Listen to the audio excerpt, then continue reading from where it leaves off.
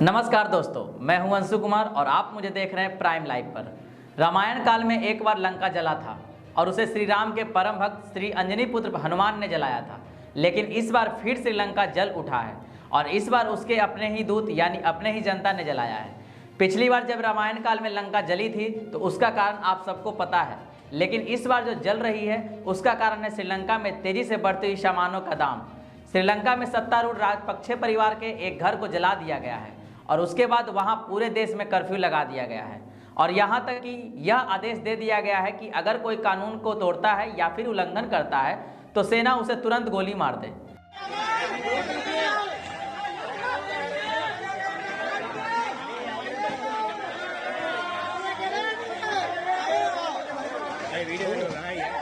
आर्थिक संकट की वजह से श्रीलंका की सरकार पर जनता का दबाव बढ़ रहा है।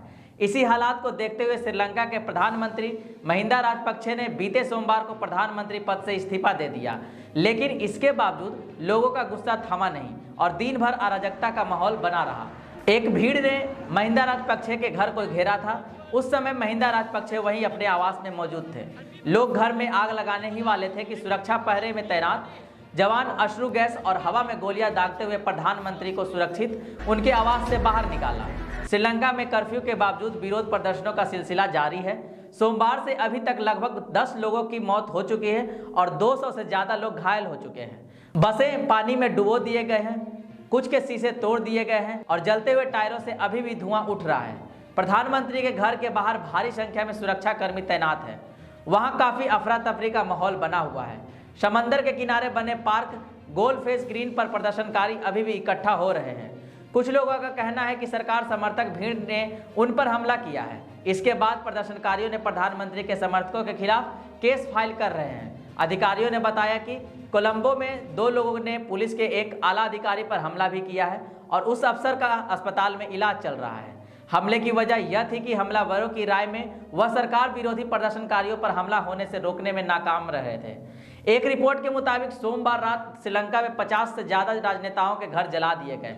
हालात की गंभीरता का अंदाजा इस बात से भी लगाया जा सकता है कि महिंदा राजपक्षे के भाई राष्ट्रपति गोटाबाया राजपक्षे के घर के बाहर भी बड़ी संख्या में प्रदर्शनकारी मौजूद है और उनसे भी पद छोड़ने की मांग की जा रही है। श्रीलंका अभी भी हिंसा से जूझ रहा है।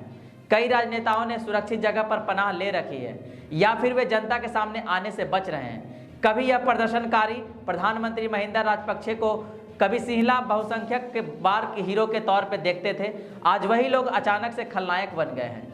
बहुत से लोग श्रीलंका के आज इस हालात के लिए महिंदा राजपक्षे के समर्थकों को भी जिम्मेदार ठहराते हैं।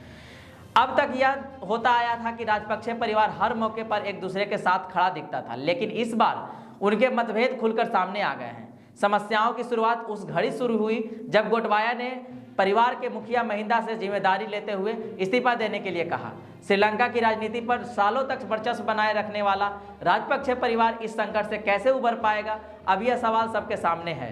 श्रीलंका में बढ़ती कीमतों और लगातार बिजली कटौती की वजह से पिछले 1 महीने से विरोध प्रदर्शन हो रहे हैं। पुलिस और दंगा विरोधी दस्ते की तैनाती की गई है। सरकार समर्थकों ने जब हद पार की तो पुलिस ने उनके खिलाफ भी बल प्रयोग किया।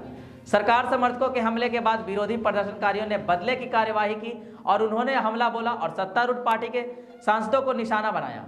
इन्हीं सांसदों में वह भी शामिल थे जिन्होंने भीड़ के सामने होने से बाद 2 लोगों की गोली मार दी और पुलिस के मुताबिक इसके बाद उन्होंने खुदकुशी कर ली। जैसे जैसे रात गुजरी, प्रदर्शनकारी भीड़ ने राजपक्षे परिवार मंत्रियों और सांसदों से जुड़े घरों को आग के हवाले करना शुरू कर दिया। इसमें दक्षिणी श्रीलंका के हवनटोटा शहर में एक गांव में राजपक्षे परिवार का वह घर भी था जिसे विवादास्पद म्यूजियम में बदल दिया गया था। सोशल मीडिया पर आ रहे फुटेज में आग में लिपटे घर और शोर शराबा करते हुए लोग देखे जा सकते हैं। राष्ट्रपति के आधिकारिक आवास के आसपास मौजूद घरों को भी आग के हवाले कर दिया गया। नगर निगम के एक जनप्रतिनिधि की अस्पताल में मौत हो गई और उनके घर पर भी प्रदर्शनकारियों ने हमला किया था। राजपक्षे के घर के बाहर खड़ी एक बस को प्रदर्शनकारियों ने जला दिया। मंगलवार सुबह राजपक्षे ने कोलंबो छोड़ दिया और वह किसी ऐसी जगह पर चले गए जिसके बारे में किसी को जानकारी नहीं दी गई है। कोलंबो में दूसरी जगह पर भी तनाव बरकरार है और लोगों के हाथों में डंडे और छड़ें देखी जा सकती है।